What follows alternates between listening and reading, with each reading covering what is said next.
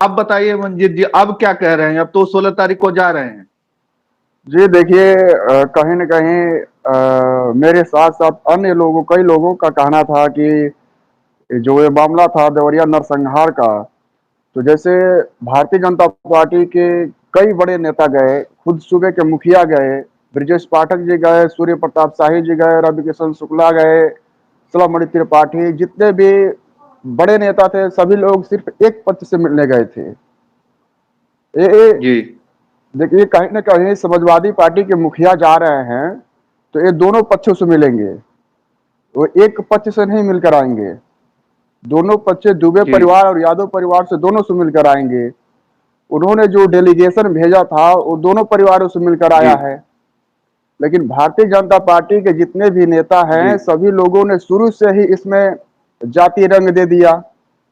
इस मामले को यादव और पंडित में जोड़ दिया, यादव ब्राह्मणवाद हो गया। तो कहीं न कहीं ये देश के लिए जी खतरनाक है, और इस मामले को शुरू से ही जातीय रंग न दिया जाता, तो आज जो ये देश में और प्रदेश में जो ये माहौल बन रहा है, कोई कह रहा है कि हम फरसा चलाएँगे,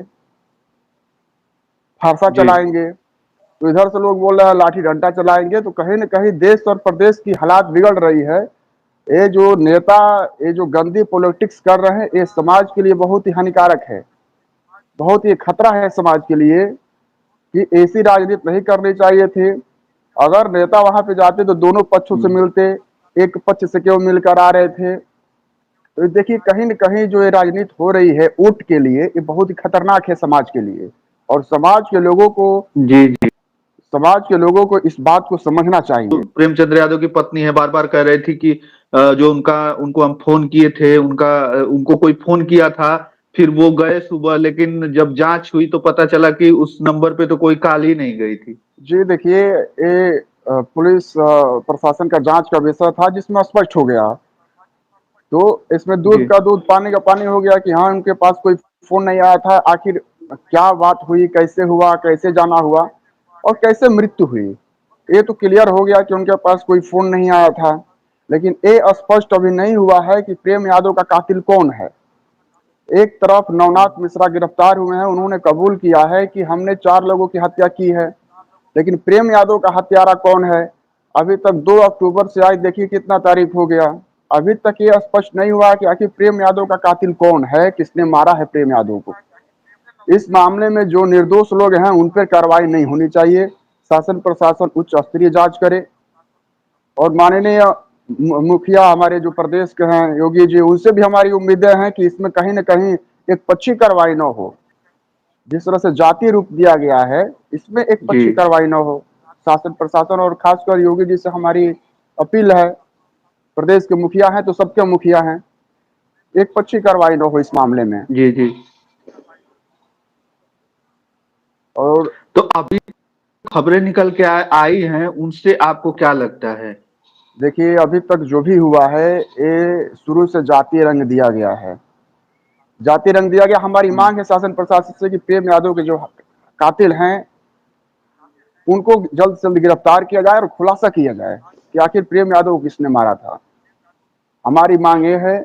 और खासकर देखिए, मैं इस मामले पे भारतीय जनता पार्टी के सभी नेता गए हैं, दुबे परिवार से मिले हैं, यादव परिवार से कोई नहीं मिला है। सपा प्रमुख भी जा रहे हैं।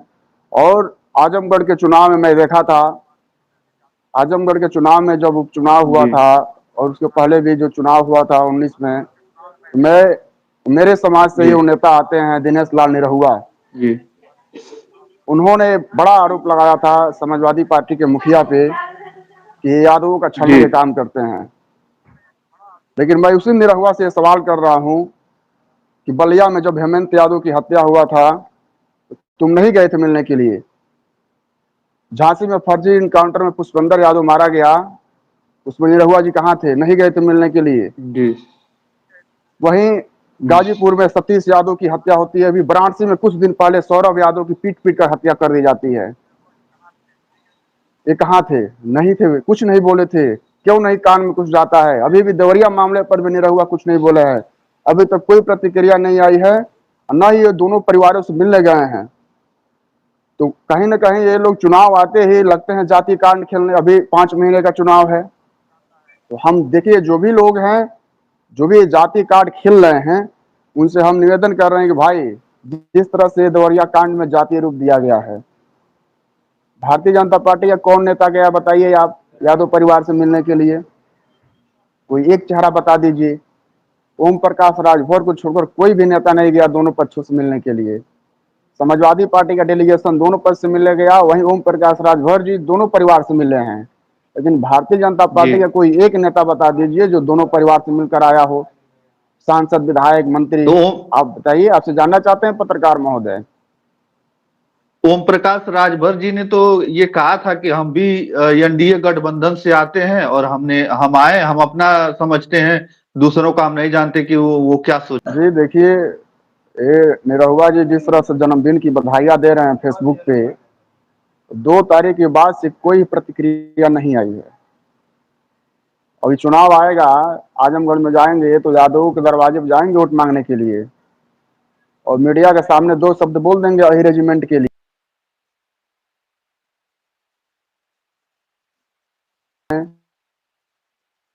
कई जगहों पे वो एकदम चुप रहे हैं, कुछ नहीं रहे हैं। यादव पे जो अत्याचार प्रदेश में हो रहा है, झांसी हो, वाराणसी हो, नोएडा हो, कानपुर हो, फिर आपका ये देवरिया हो, कहीं नहीं बोले हैं, एकदम चुप्पी साधे हुए हैं। तो कहीं ना कहीं ये प्रदेश के जो लोग हैं वो उनसे पूछ रहे हैं कि आखिर आप कहाँ सोए हुए हैं, कहाँ दुबक कर सोए हुए हैं। सिर्फ जन्मदिन की बधाइयां देने से काम नहीं चलेगा। आप एक राजनेता हैं तो राजनेता का धर्म निभाइए। नहीं, मंजेश जी, आप भी तो बात कर रहे हैं केवल यादव जाति की। नहीं देखिए, और भी दोनों तो। पक्षों को न्याय मिले, दोनों पक्षों को न्याय मिले। जिस तरह से वहां पे लोग जा रहे हैं, वो बोल रहे हैं कि हम यादव परिवार से नहीं मिलेंगे। हम भारतीय जनता पार्टी के कई नेताओं का बयान सुने हैं कि हम यादव परिवार के घर क्यों जाएं, नहीं जाएंगे हम। तो कहीं ना कहीं हम भी उसी जात बिरादरी से आते हैं, तो कहीं ना कहीं हम भी अपने समाज का पक्ष ले रहे हैं।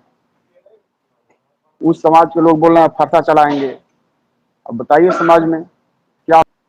नहीं, आप जो है बार बार जो है इसमें दिनेश लाल यादव उर्फ निरहुआ की बात आप कर रहे हैं कि आखिरकार वो क्यों नहीं गए। तो आखिरकार ऐसा क्या था कि वो नहीं गए, ना ही इन सारे मुद्दों पर बोले हैं? देखिए, निरहुआ एक राजनेता हैं, वो लोकसभा के सदस्य हैं, और जिस तरह से जो राजनेता भी घटनाएं हैं, हुई हैं। ये राजनेता भी हैं और भोजपुरी फिल्म जगत के बड़े बड़े सितारे हैं वो। बड़े सितारे हैं, लेकिन उनको राजनेता होने के नाते, फिल्म अभिनेता होने के नाते नहीं मैं बोल रहा हूँ, जी। राजनेता होने के नाते देवरिया में जाना चाहिए था, पीड़ित परिवारों से मिलना चाहिए था। वो बहुत देखे, हम चुनाव में अही रेजिमेंट की मांग कर रहे थे। जी। जी। अभी यादव परिवार में ये जो घटनाएं हुई हैं, तो वो क्यों नहीं गए? झांसी में पुष्पेंद्र यादव के घर नहीं गए, वाराणसी में सौरभ यादव के घर नहीं गए, कानपुर में संजीत यादव का अपहरण होता है, फिर बाद में हत्या हो जाती है, फिर वहीं गाजीपुर में सतीश यादव और वाराणसी में सौरभ यादव। इन सब मामलों पे निरहुआ चुप्पी साध लेते हैं।